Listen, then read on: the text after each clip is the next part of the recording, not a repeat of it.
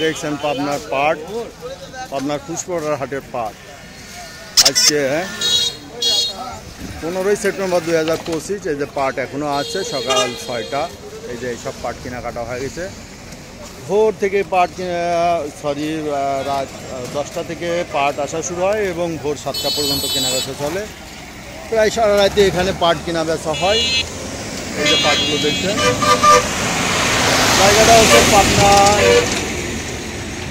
পুষ্পবরা হাট। এটা হচ্ছে পাবনা ঢাকা মহাসড়কে অবস্থিত। পাবনা শহর থেকে অনলি 15 কিলোমিটার দূরে অবস্থিত।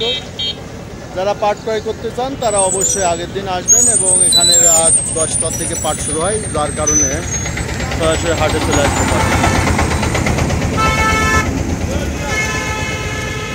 পাটগুলি আজ সর্বোচ্চ বেচা কেনা হয়েছে 35 থেকে 37-এর মধ্যে, এবং যারা